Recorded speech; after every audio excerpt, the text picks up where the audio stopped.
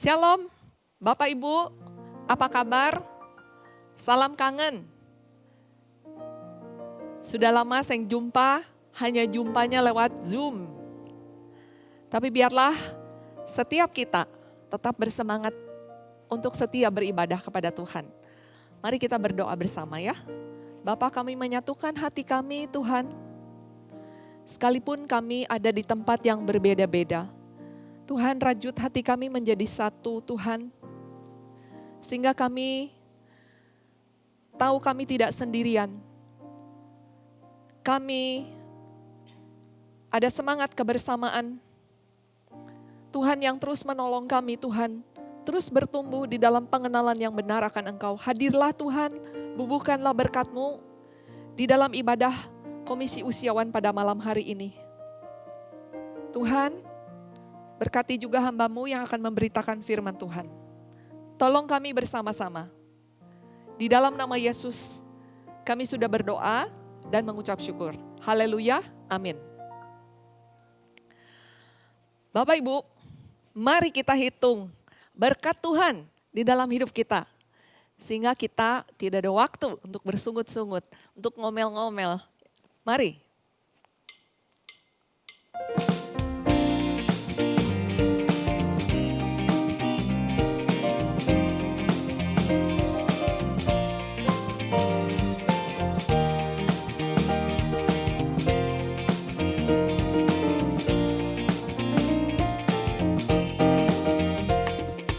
Bila gelombang kehidupan menimpa, hati jadi takut dan putus asa.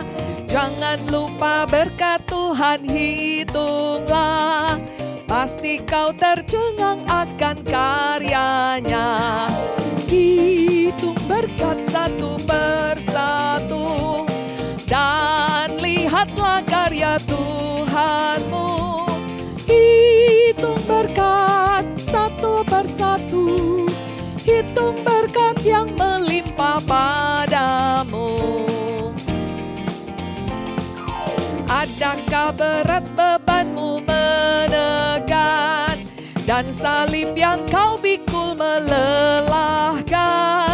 Hitung berkatnya pastilah kau lega, kau kan bergirang dan terus memujinya. Hitung berkat satu persatu, dan lihatlah karya Tuhanmu. Hitung berkat satu persatu, hitung berkat yang melimpah padamu. Firman Tuhan akan diberitakan oleh penginjil Amos Lim. Selamat malam para Bapak Ibu semua yang ada di dalam Komisi Usiawan. Kita bersyukur kita boleh tetap terus boleh merenungkan satu bagian firman Tuhan. Mari kita buka bersama-sama dari Ayub pasal yang ke-10, ayat yang kedua dan ketiga. Kita merenungkan satu tema, yaitu mengapa Tuhan yang baik mengizinkan penderitaan. Mari sebelumnya kita berdoa terlebih dahulu. Mari kita berdoa. Bapa di dalam surga, ada banyak hal yang kami tidak mengerti dalam kehidupan ini Tuhan. Tapi satu hal yang kami pasti, bahwa firman Tuhan itu hidup dan benar, mengatasi segala pergumulan dan ketidakmampuan kami Tuhan. Bahkan firman-Mu juga yang dapat menjelaskan kepada kami hal-hal yang tidak terpahami. Dan biarlah Roh Kudus bekerja, sehingga apa yang kami pelajari Tuhan, boleh menjadi kekuatan di dalam kehidupan kami. Mari Tuhan berbicaralah, di dalam nama Tuhan Yesus Kristus, kami berdoa dan mengucap syukur. Amin. Firman Tuhan mengatakan demikian. Ayub pasal 10 ayat 2 dan 3. Aku akan berkata kepada Allah, jangan mempersalahkan aku. Beritahukanlah aku, mengapa engkau berperkara dengan aku.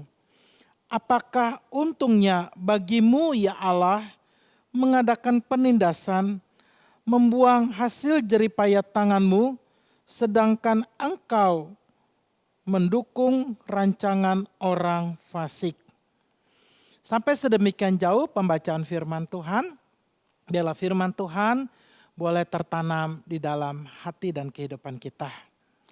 Nah, Bapak Ibu semua yang terkasih dalam Tuhan, biasanya kalau di sekolah minggu ya ditanya demikian. Siapakah orang yang paling menderita? Siapakah orang yang paling menderita di dunia ini? Ya, kalau berdasarkan Alkitab, maka anak-anak dengan mudah menjawab. Ayub orang yang paling menderita di dunia ini. Ya betul kalau secara teologis begitu kan ya. Nah, mari kita lihat bagaimana kisah Ayub di dalam kehidupannya yang dicatat oleh Alkitab. Paling tidak di pasal pertama dan pasal yang kedua itu tercatat 7 penderitaan Ayub. Waduh, luar biasa. 7 penderitaan Ayub. Di ayat yang pertama, pasal pertama 13 dikatakan, harta Ayub hasil kerja puluhan tahun dengan segala kejujuran dan kesalehannya ludes, habis dalam waktu singkat sekejap mata. Lalu kemudian di dalam pasal yang pertama ayat 14 dikatakan demikian. Ya, ketika seorang hambanya menceritakan ada kejadian yang membuat harta benda Ayub habis. Belum selesai diceritakan. Muncul berita yang lain mengatakan bahwa ada angin badai yang begitu hebat sehingga 7 anak putra dan 3 anak putri mati semua. Ya, kita bisa bayangkan begitu ya. Kalau kita kehilangan 1 anak saja rasanya seperti apa begitu. Ini dalam waktu bersamaan 10 anak yang sudah dididik, dirawat dengan baik sampai dewasa, tiba-tiba hilang semua begitu saja. Lalu penderitaan Ayub yang ketiga di dalam pasal yang kedua ke-8 dikatakan kesehatan Ayub rusak, mati kagak, tapi penyakit begitu bertumpuk.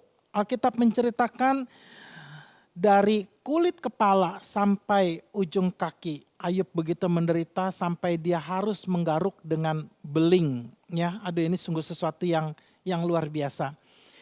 Bapak Ibu sekalian, saya pernah kena penyakit kutu air ya. Itu penyakit yang simple di tapak kaki. Itu gatalnya aja luar biasa, minta ampun. Sampai ketika digaruk itu ada bentolan, lalu ada cairan. Dan ketika dikupas ada cairan kental dan itu pedihnya juga minta ampun. Itu baru cuma di tapak kaki, paling cuma 1-2. Dan dikatakan Ayub seluruh badan kesehatannya hancur. Lalu berikutnya yang keempat, penderitaan yang keempat di dalam pasal yang kedua 9 dikatakan Ayub kehilangan kesetiaan kasih sayang istri. Coba kita bisa bayangkan ya kalau kita jadi Ayub. Waktu dia begitu melimpah, pepatah mengatakan ada uang abang disayang. Begitu kan ya. Tapi ketika tidak ada uang, abang ditendang. Kenapa di sini? Istrinya Ayub sampai berkata demikian. Kenapa kamu masih setia kepada Tuhan? Sudah, lebih baik kamu mati aja. Lalu setelah itu kutukilah Allahmu. Lalu setelah itu kamu mati saja. Nah, saya pikir ini penderitaan yang berat ya. Kalau cuma sekedar istri mungkin pergi meninggalkan, ya oke lah begitu ya. Bukan berarti ini ringan, tidak ya. Tapi sekarang istrinya tetap ada. Tapi selama istrinya ada itu menggonggong terus. Merongrong terus. Pikiran Ayub tentang Tuhan. Kehilangan kasih sayang istri. Lalu dikatakan di dalam pasal yang pertama ayat 21. Di situ dikatakan Ayub sampai bertelanjang. Kehilangan harga diri begitu ya. Nah kenapa? Karena seluruh badannya luka mungkin bercair. Nyenyeh gitu ya kalau orang Jakarta bilang. Sehingga kalau kena baju itu perih, luka yang perih begitu. Jadi memang udah lebih baik telanjang. Jadi Ayub kehilangan harga diri sampai telanjang. Nah, kita bisa bayangkan ya, dulu Ayub waktu kayanya baju seperti apa yang dia nggak sanggup beli. Mungkin juga cuma baju ya, pabriknya pun dia sanggup beli. Tapi sekarang satu baju pun dia tidak punya.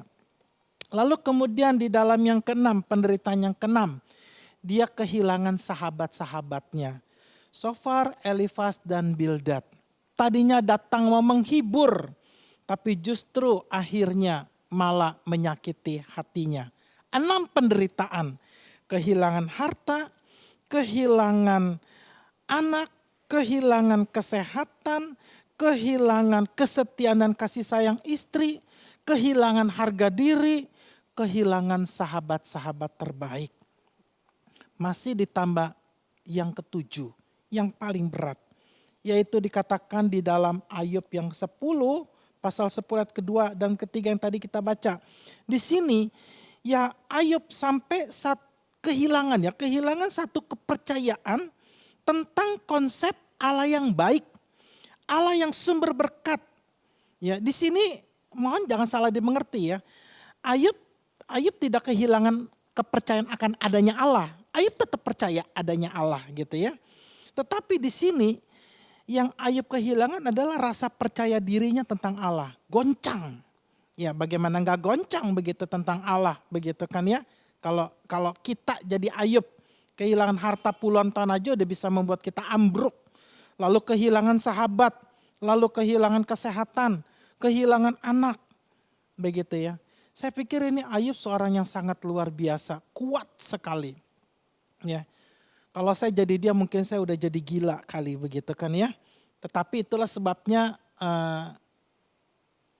Allah mengizinkan gitu ya. Allah mengizinkan penderitaan ini terjadi pada Ayub. Amos belum dikasih seperti itu. Amos tidak sekuat Ayub begitu kan ya. Nah, bagaimana Ayub yang selama ini begitu hidup saleh, dia takut akan Tuhan, dia menjauhi kejahatan, dia mendidik anak-anaknya untuk percaya kepada Tuhan dengan sungguh-sungguh. Dia menjadi pendoa syafaat yang baik bagi anaknya, ayah yang baik, imam yang baik. Dia juga menjadi tokoh masyarakat yang baik, yang suka menolong. Tetapi ketika semua itu hancur, apakah salah kalau misalnya Ayub bisa berubah pikiran? Tuhan, kenapa hal ini terjadi, Tuhan? Goncang Ayub tentang Tuhan.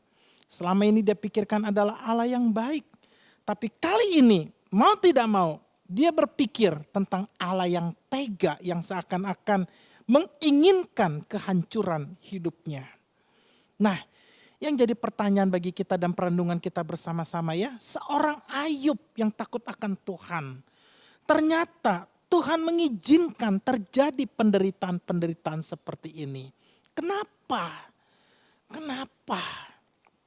Ya. Nah, kalau kita lihat di dalam Ayub pasal yang pertama, memang ada perkara-perkara yang Ayub tidak tahu, ya. Jadi ada 2 skenario. Ada 2 peristiwa. Ya, peristiwanya itu terjadi di dalam kemuliaan Tuhan. Ketika Tuhan sedang bertata, iblis datang. Lalu iblis mencoba meminta izin kepada Allah untuk diperbolehkan melakukan sesuatu yang jahat. Nah, tentu dalam peristiwa ini Ayub sama sekali tidak tahu. Karena itu terjadi di dalam ruang atau dimensi rohani di mana Allah dengan iblis itu saling berbicara. Yang Ayub tahu, yang Ayub rasakan, hartanya habis, kesehatannya rusak, istrinya jadi perongrong, teman-temannya menghina dia, menyalahkan dia, bahkan kesehatannya pun hancur. Yang Ayub tahu begitu kan ya. Nah, ada 2 skenario di sini. Yang pertama kita bisa lihat bagaimana Allah mengizinkan hal itu terjadi. Lalu skenario yang kedua adalah bagaimana iblis atas izin Allah menciptakan penderitaan. Nah, penderitaan ini rupanya adalah andalan iblis, ya. Untuk apa? Untuk menggocok iman orang percaya supaya dia menjadi kecewa dengan Tuhan dan ujung-ujungnya meninggalkan Tuhan. Begitu ya, meninggalkan Tuhan. Nah, apakah Allah tidak tahu bagaimana respon Allah? Allah tahu niat jahat, niat busuk daripada si iblis. Allah tahu. Tetapi kenapa Allah izinkan? Kenapa Allah perbolehkan? Nah, ini yang perlu kita pelajari ya. Jadi kita bisa mengambil kesimpulan. Jika ada penderitaan dalam hidup kita, dari mana itu? Pertama, bisa jadi itu memang kita punya salah. Bisa jadi memang kita punya cara hidup yang tidak benar. Ya, kalau kita istilahnya merokok lalu kita kena penyakit, ya itu karena kesalahan kita, begitu kan ya. Nah, penderitaan bisa juga muncul dari orang yang lain. Orang yang bersalah, kita tidak bersalah. Kita nyetir baik-baik, hati-hati, aman. Orang tidak hati-hati, orang nabrak kita dan kita bisa terluka ya dari orang lain.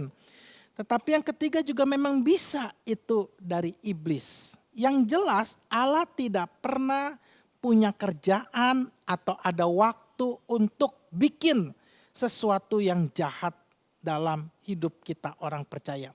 Allah tidak pernah. Kenapa? Karena dia adalah sumber kebaikan. Karena dia sumber kebaikan, tidak pernah ada dalam pikiran Allah untuk mendatangkan kejahatan bagi orang yang mengasihi dia. Sama sekali tidak. Ya. Nah, sekarang yang paling penting adalah bagaimana respon kita. Respon kita sebagai orang percaya menghadapi problem, menghadapi penderitaan yang kita hadapi ini. Ya, setidak-tidaknya ada beberapa hal yang kita bisa pelajari. Yang pertama dari kisah kehidupan Ayub ini. Nah, rupanya melalui penderitaan itu sebetulnya Allah sedang merancang jalan masuk untuk Ayub bisa masuk lebih tahap lagi, lebih dalam relasinya dengan Allah menjadi relasi yang paling tulus, yang paling murni antara Allah dengan manusia, khususnya orang beriman. Jujur ya, jujur. Kalau kita dikasih kekayaan, anak semua sukses, begitu ya, umur panjang, apapun yang kita lakukan berhasil, nama baik, begitu kan ya, semua begitu kan ya. Lalu kita bilang Tuhan itu baik, gampang atau sulit? Pasti bilang gampang, gampang, benar, mudah, begitu kan ya. Tapi ketika Tuhan izinkan kita kehilangan, kita mengalami sakit penyakit, kita mengalami penolakan, lalu kita berkata bahwa Tuhan itu baik.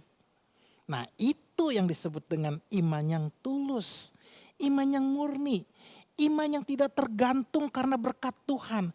Kalau Tuhan kasih berkat ya saya bilang Tuhan penuh rahmat.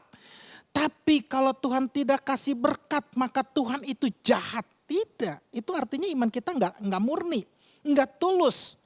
Bahkan bisa dikatakan modus, begitu ya, dan bulus. Tetapi waktu Tuhan izinkan penderitaan itu terjadi dalam diri Ayub, disitulah Ayub membuktikan baik kepada iblis yang menggocoh dia, baik kepada sahabat-sahabatnya, bahkan kepada kita semua yang mempelajari kisah hidupnya, betapa indahnya iman Ayub di dalam Tuhan. Dia tidak menjadi kecewa atas sikap, atas izin Tuhan.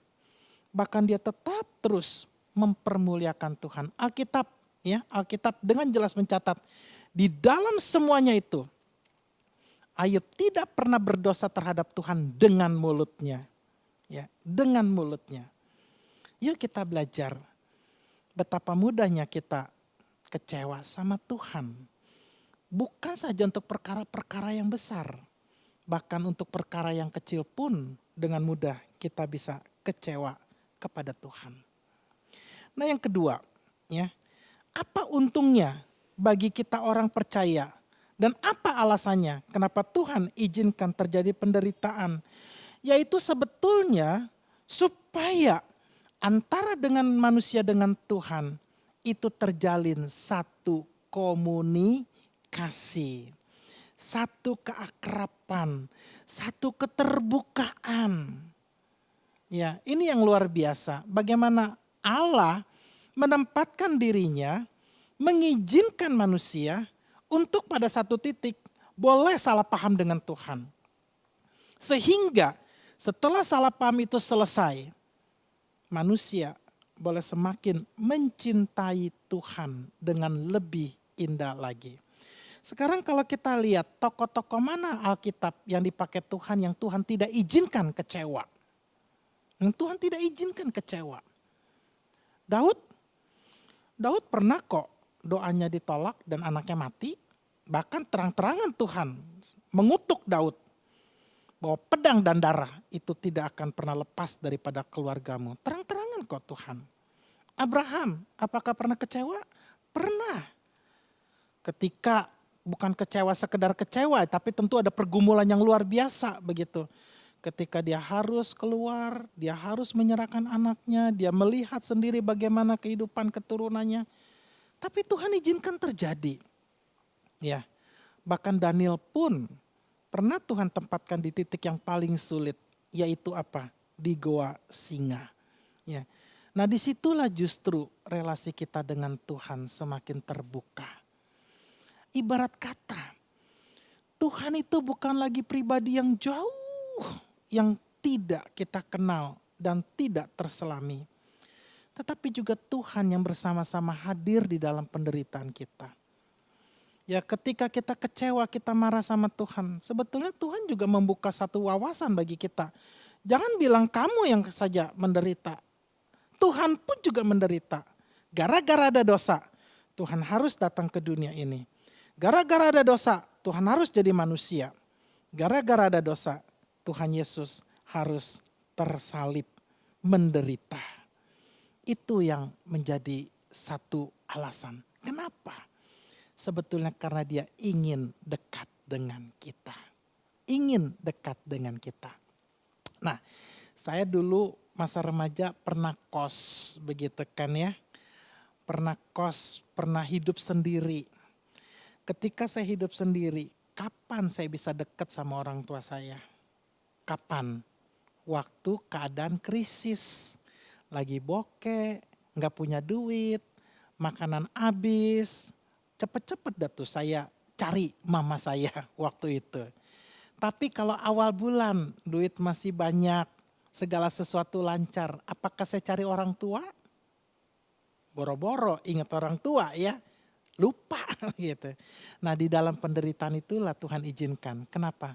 Sebetulnya karena dia ingin kita semakin dekat dengan dia. Luar biasa Tuhan kita ya. Oke, nah berikutnya. Kenapa Tuhan izinkan ada penderitaan di dalam diri Ayub dan diri orang percaya? Itu sebenarnya karena Tuhan sedang meningkatkan iman Ayub. Sehingga Ayub bukan lagi menjadi sekedar pribadi yang berdiri sendiri. Tetapi Ayub menjadi alat kemuliaan di tangan Tuhan.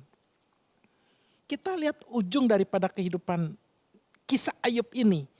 Bagaimana melalui kisah kehidupan ujungnya, Ayub menceritakan bahwa Tuhan baik, bukan kata orang, tapi dia sendiri yang mengalami. Ya, Ayub pasal 40 ayat yang kelima. Bahkan kemudian Ayub melalui kisah Ayub ini kita lihat bagaimana Ayub membongkar, mempermalukan iblis yang berniat jahat. Ya, iblis memakai penderitaan untuk menghancurkan Ayub.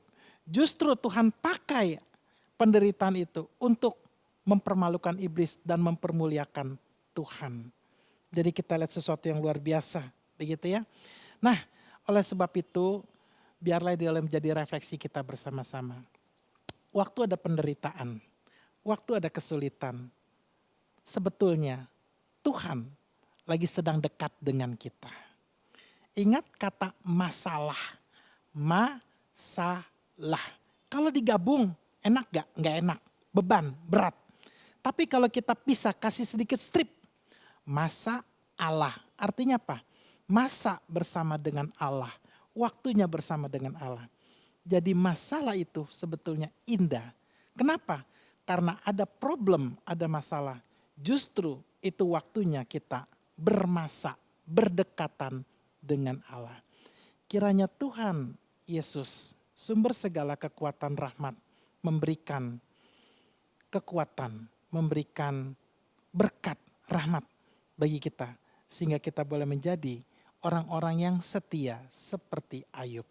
Tuhan Yesus memberkati. Mari kita berdoa. Bapa di dalam surga, terima kasih Tuhan. Biarlah semua renungan yang kami renungkan Tuhan boleh menjadi berkat. Dan setiap orang tua kami Tuhan, para usiawan, terus diberikan sukacita, semangat, kekuatan, mengiring dan mengikut Tuhan. Terima kasih Tuhan. Di dalam nama Tuhan Yesus Kristus kami berdoa dan mengucap syukur. Amin. Terima kasih untuk pemberitaan firman Tuhan. Kita akan terus bernyanyi ya, dengan penuh semangat supaya kita tahu bahwa berkat Tuhan sangat berlimpah di dalam kehidupan kita.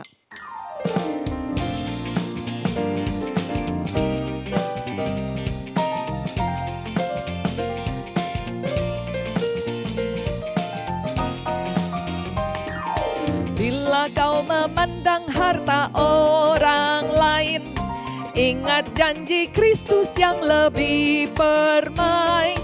Hitung berkat Tuhan yang tak terbeli, pahala di sorga yang tak terperi. Hitung berkat satu persatu, dan lihatlah karya Tuhanmu. Hitung berkat satu persatu, hitung berkat yang melimpah padamu. Dalam pergumulanmu di dunia, jangan khawatir, Tuhan akan beserta. Ia mengirim malaikatnya menjaga, membimbing, menghiburmu sampai surga. Hitung berkat satu persatu, dan lihatlah karya Tuhanmu. Hitung berkat satu persatu, hitung berkat yang melimpah padamu. Bapak Ibu Saudara, persembahan bisa langsung dibawa ke kantor gereja pada hari kerja, atau bisa Bapak Ibu transfer pada rekening yang tertera pada layar. Mari kita satukan hati, kita mau berdoa syafaat. Bapa di dalam surga, seringkali Tuhan, kami dilanda dengan kelemahan, ketawaran hati, kekhawatiran, keputusasaan. Sebagai orang-orang yang usianya sudah lanjut, Tuhan seringkali mata batin kami kabur, tidak bisa melihat atau merasakan ada tangan Tuhan yang menopang kehidupan kami. Bapa, teguhkan dan kuatkan setiap ama akong. Tuhan, bangkitkan kembali semangat untuk kami semakin mendekatkan diri kepada Tuhan. Dan terutama ketika kami ada beban berat, ada pergumulan. Bapa, nyatakanlah kuasa-Mu, nyatakanlah kasih-Mu, beri jalan keluar yang terbaik bagi ama akong. Tuhan, hamba juga berdoa untuk kesehatan. Engkau tolong Tuhan, kami semua yang ada di dalam kelemahan, jamah dan sembuhkan dari pelbagai bentuk penyakit yang menyerang tubuh kami secara jasmani. Dan terlebih lagi Tuhan, hamba berdoa Tuhan, apabila ada dosa, apabila ada kebiasaan-kebiasaan buruk yang kami tidak bisa ubah, termasuk juga cara berpikir yang salah. Tuhan, Engkau juga yang kiranya menolong kami melakukan pembaharuan roh dan akal budi ya Tuhan. Sehingga kami menjadi semakin militan, semakin menjadi berkat. Bapa, kami juga memohonkan semangat untuk bersaksi, mengabarkan Injil bagi orang-orang yang belum mengenal Tuhan. Baik itu anggota keluarga kami sendiri maupun juga saudara, teman, handai taulan, tetangga, orang-orang yang berbisnis dengan kami. Bukakan pintu kesempatan itu ya Tuhan. Sehingga kami bisa membawa lebih banyak jiwa kepada Tuhan. Beri keberanian itu ya Tuhan. Untuk lebih taat kepada Tuhan daripada kami sungkan kepada manusia. Bapa, Kami juga menyerahkan pergumulan setiap keluarga demi keluarga ke dalam tangan Tuhan. Berikanlah apa yang terbaik, apa yang menjadi kerinduan hati yang terdalam. Dan jauhkanlah kami Tuhan dari bahaya virus corona yang mengancam. Biarlah kami dipenuhi dengan sukacita dan damai sejahtera yang berlimpah-limpah. Sambil kami juga menyerahkan situasi bangsa dan negara, situasi kota Ambon ke dalam tangan Tuhan. Kami berdoa Tuhan untuk vaksin supaya segera ditemukan dan pandemi corona cepat berlalu. Terima kasih Bapa. Biarlah sukacita, damai sejahtera, penyertaan Tuhan, Engkau menolong setiap Bapak Ibu usia indah. Terpujilah Tuhan, di dalam nama Yesus kami sudah berdoa dan mengucap syukur. Amin. Jemaat terkasih, sebelum kita menutup ibadah kita, mari kita bersama-sama tundukkan hati dan pikiran kita. Dengarkanlah firman Tuhan yang mengatakan demikian. Tuhan memberkati kita dan melindungi kita. Tuhan menyinari kita dengan wajah-Nya dan memberikan kita kasih karunia. Tuhan menghadapkan wajah-Nya kepada kita dan memberikan kita damai sejahtera. Kiranya segala berkat, pertolongan, perlindungan daripada Allah Bapa, di dalam Tuhan kita Yesus Kristus, serta di dalam persekutuannya dengan Roh Kudus, menyertai kehidupan kita dari sekarang sampai selama-lamanya. Amin. Shalom semuanya, Tuhan Yesus memberkati Ama dan Akong semuanya. Amin.